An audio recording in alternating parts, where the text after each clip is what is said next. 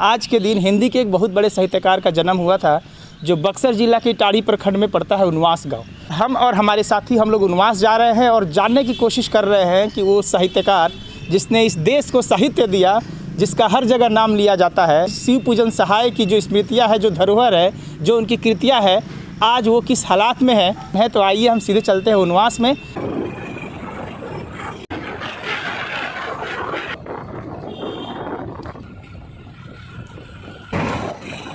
फिलहाल हम उनवास गांव में हैं। यही घर है जहां पे कभी उनका बचपन बीता, यहीं पे उन्होंने जन्म लिया। अभी फ़िलहाल कोई घर, कोई नामो निशान इसलिए नहीं है कि जो पुराना घर था कुछ महीने पहले उसको तोड़ दिया गया ताकि यहाँ पे नया उसके याद में कुछ स्मृति में बनाया जा सके। यहाँ पे कुछ पौधे लगे हुए हैं और इसी के बीच वहाँ पर उनका एक कमरा था जहाँ पे उन्होंने जन्म लिया था और इसी आंगन में उन्होंने खेला कूदा और बड़े हुए। और इसके बाद पढ़ाई करने के लिए वो आरा चले गए, उसके बाद पत्रकारिता करने लगे और फिर देश दुनिया में नाम किया। ये सामने आप देख रहे हैं एक छोटा सा खिड़की दिखाई दे रहा है। ये अपने पत्नी के नाम पर एक पुस्तकालय डेवलप किया था उन्होंने। उनकी पत्नी का नाम बागेश्वरी था और इसका भी नाम बागेश्वरी पुस्तकालय रखा गया था। इसमें वो खुद से जुड़ी जितने साहित्य थे और देश दुनिया के जितने साहित्य थे किताबें रखते थे ताकि गांव की संस्कृति डेवलप हो सके, बच्चे पढ़ सकें। जब तक वो गांव में जिंदा थे, रहते थे, तब तक यहाँ के बच्चों को भी हिंदी की तालीम दिया करते थे और यही कारण था कि उस समय बच्चे हिंदी में मजबूत होते थे। उनके साथ रहे कुछ बुजुर्ग का ये भी कहना है कि वो हिंसा में विश्वास नहीं करते थे। वो कहते थे कि अगर कोई तुमको मारता है तो तुम उसको मत मारो, क्योंकि उस एक ना एक दिन उसको शर्म आएगी और शायद वो खुद पश्चाताप करेगा। इस तरह की बातें गाँव के लोग करते हैं। आचार्य शिव पूजन सहाय को ठीक से जानने के लिए हमने साहित्यकार डॉक्टर दीपक राय जी से भी बातचीत की। दरअसल मैं जब शिव पूजन सहाय को याद करता हूँ तो एक सीधे सच्चे ग्रामीण को भी याद करता हूँ। एक बड़े साहित्यकार, एक बड़े संस्कृत कर्मी को तो याद करता ही हूँ, एक सीधे सच्चे ग्रामीण को भी याद करता हूँ। और मुझे लगता है कि ये उनकी जो सहजता है, जो सरलता है, जो एक गंवई व्यक्ति की होती है, ये उनके साहित्य पर, उनके जीवन पर हमेशा ही हावी रही है। बल्कि ये प्रमुख स्वर रहा उनका और साहित्य सृजन और वो सारी चीज़ें जो है वो इसी के इर्द गिर्द घूमती रहीं। यानी कभी भी उन्होंने अपने को कोई विशिष्ट साहित्यकार या कोई बड़ा साहित्यकार इस तरह से नहीं समझा। हालांकि जब हम उनके अवदान को देखते हैं तो वो बड़ा अवदान है।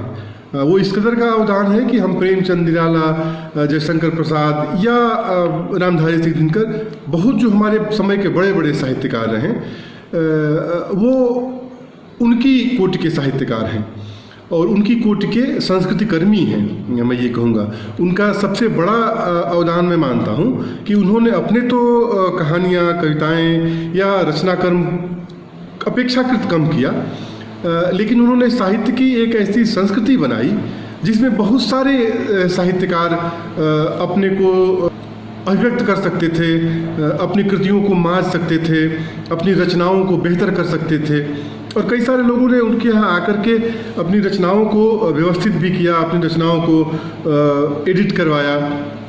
तो ये उनका एक बड़ा अवदान रहा है। जीवन पर्यंत इस कोशिश में रहे कि अपने इर्द गिर्द जो साहित्य की संस्कृति है उसे बनाया जाए और जो ग्रामीणपन है या जो गंवईपन है, जो उसकी सादगी है, वो उसे न छोड़ें और गांव से उनका निरंतर संपर्क बना रहा। शायद मैं अभी भी इस चीज़ को एक रूपक से मतलब व्यक्त कर सकता हूँ कि अभी भी मैं देखता हूँ जब मैं उनके गाँव उनवास जाता हूँ तो वो अपने गांव के बाहर ही मिलते हैं, तो वहाँ भी वो अपने गांव के एक प्रहरी के रूप में खड़े हैं। तो हम इससे एक तरह से उनके ग्रामीण मन को टटोल सकते हैं। गांव के ज़्यादातर लोग उनको बाबूजी कहते थे और इसी नाम से वो गांव में प्रचलित थे।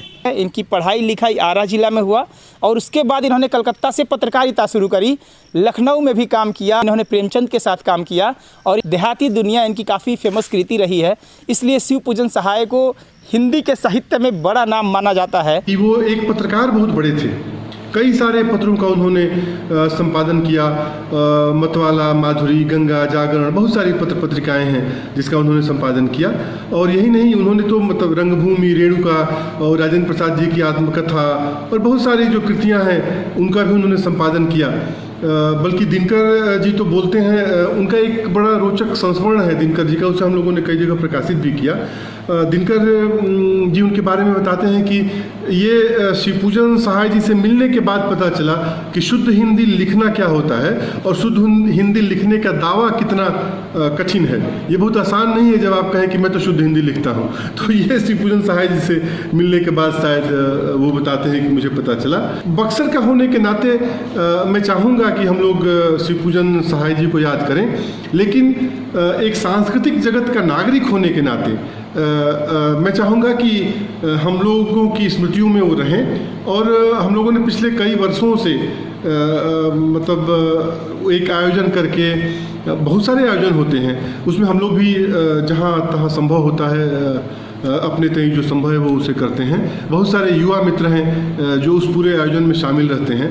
तो ये एक बड़ी बात है। दूसरी चीज़ है कि जब हम शिवपूजन सहाय जी को याद करते हैं तो साहित्य की ऐसी विरासत को याद करते हैं, ऐसी परंपरा को याद करते हैं जिसको हम कहते हैं कि वो बहुत छल प्रपंचों में, या आज जो कभी कभी लगता है, बहुत से लोग कहते हैं कि साहित्य में जो उठापटक की राजनीति है इसमें वो कभी नहीं शामिल रहे, और वो सच में साहित्य के शिव रहे।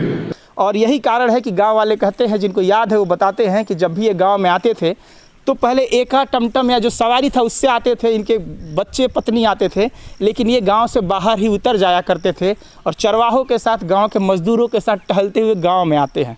यह दर्शाता है कि शिवपूजन सहाय अपने गांव से कितना प्रेम करते थे, कितना लगाव था। लेकिन वह शिवपूजन सहाय जो उनवास को चाहते थे, जो गाँव को चाहते थे, जिसने देश दुनिया में नाम किया, और वही शिवपूजन सहाय की अस्मिता खतरे में है। आप देख सकते हैं यहाँ पे बहुत सारे लोगों ने वादा किया। ग्रामीण ये भी बताते हैं कि वर्तमान सांसद अश्वनी चौबे ने वादा किया था कि इनके नाम पे पुस्तकालय बनाया जाएगा, लेकिन अभी तक ऐसा कुछ होता दिखाई नहीं दे रहा है। मैं इतिहास का विद्यार्थी होने के नाते उनको, उनकी एक रचना है बिहार का बिहार, इसके रचनाकार के रूप में अधिक याद करना चाहूँगा। देहाती दुनिया बेशक उसके लिए सब लोग याद करते हैं, कहानी का प्लाट सब लोग याद करते हैं, लेकिन मेरे लिए उनका एक महत्वपूर्ण अवदान यह भी है कि उन्होंने जो बिहारोत्कल प्रांत का नाम दिया था, ये शायद शिवपूजन सहाय जी की ही देन है। तो मुझे लगता है कि वो हमारी माटी के एक बड़े रचनाकार हैं और हमारी साहित्य की संस्कृति के एक बड़े नाम हैं। उनको सही संदर्भों में याद किए जाने की ज़रूरत है, उनकी रचनाओं पर बात करने की ज़रूरत है। हम कई बार अति उत्साह में हम चाहते हैं कि ये नामकरण हो जाए, ये उनकी कहीं प्रतिमा बन जाए, बननी चाहिए, इससे मुझे कहीं कोई गुरेज नहीं है। मैं चाहता हूं कि बक्सर में एक सड़क का नाम उनके नाम से हो जाए, बक्सर में कहीं उनकी प्रतिमा स्थापित हो जाए, जो उनवास जाती है वही बन जाए। लेकिन इस सबसे ज़्यादा महत्वपूर्ण है कि हम उनकी कृतियों को याद करें, हम देहाती दुनिया को पढ़ें। और जिस देहाती दुनिया पर आज संकट है, जहाँ किसान मारे जा रहे हैं, लोग भूखमरी के शिकार हैं, मजदूर बेरोजगार हो रहे हैं, तो हम उस दुनिया को याद करें जिस दुनिया को शिवपूजन सहाय जी याद करते हैं। तो मुझे लगता है कि उनको याद करने का ये एक सही वक्त है। हालांकि सही वक्त तो किसी साहित्यकार को अपने पुरखे को याद करने का हमेशा ही होता है, लेकिन जिस प्रगतिशील चेतना को लेकर के शिवपूजन सहाय जी हमारे बीच में हैं, उसे अक्षुण्ण रखने की ज़रूरत है, उसे याद रखने की ज़रूरत है, ताकि हम उसे अच्छे रूपों में अपने आने वाले लोगों को भी बता सकें कि हमारे पुरखे रचनाकार ऐसे थे। जो लोग शिवपूजन सहाय को पढ़ना चाहते हैं, जानना चाहते हैं, उनके लिए काफ़ी मुश्किल है, क्योंकि एक सहारा गूगल ही है जिस पे बहुत कम इनके बारे में बताया जाता है। लेकिन इनकी जो ओरिजिनल कृतियाँ थी, जो पुस्तकें थी, आज वहाँ उनके नाम पे कोई लाइब्रेरी नहीं है, कोई कलेक्शन नहीं है, और इसलिए यहाँ के लोग उनको नहीं जान पाते हैं। जब हम रास्ते में आ रहे थे तो हम भी कई लोगों से बातचीत किए बीच में कि हमें शिवपूजन सहाय के गाँव जाना है, तो लोग नहीं समझ पा रहे थे, पूछते थे कहाँ जाना है। फिर हम लोग बात करते थे, तब बोलते अच्छा हाँ एक थे कवि, और एक बच्चा ने भी बताया कि हाँ ये साईं बाबा का मूर्ति है। अब समझिए कि गांव के लोग, जिस गांव को इस आदमी ने इतना कुछ दिया, वहाँ गांव की जो न्यू जनरेशन है वो शिवपूजन सहाय को नहीं जानती है। एक संस्था है शिवपूजन सहाय की स्मृति में बनाई गई है, जिसमें डॉक्टर दीपक कुमार राय, कुमार नयन और कई लोग काम कर रहे हैं। लगातार कई वर्षों से ये लोग जो है इनके नाम पे साहित्य सम्मेलन करा रहे हैं, जिसमें देश दुनिया के साहित्यकार भी भाग लेते हैं और इनकी कृतियाँ पे चर्चा करते हैं और साहित्य पे चर्चा करते हैं। लेकिन इसके अलावा अगर देखा जाए तो इनके नाम पे कोई सरकार के तरफ से, कोई सांसद या विधायक की तरफ से कुछ भी करते नहीं देखा जा रहा है। नीतीश कुमार ने एक तालाब के बगल में एक मूर्ति का स्थापना तो कर दिया, लेकिन कब तक मूर्तियों के सहारे शिवपूजन सहाय को जिंदा रखा जाएगा, ये आज की जनरेशन पूछती है।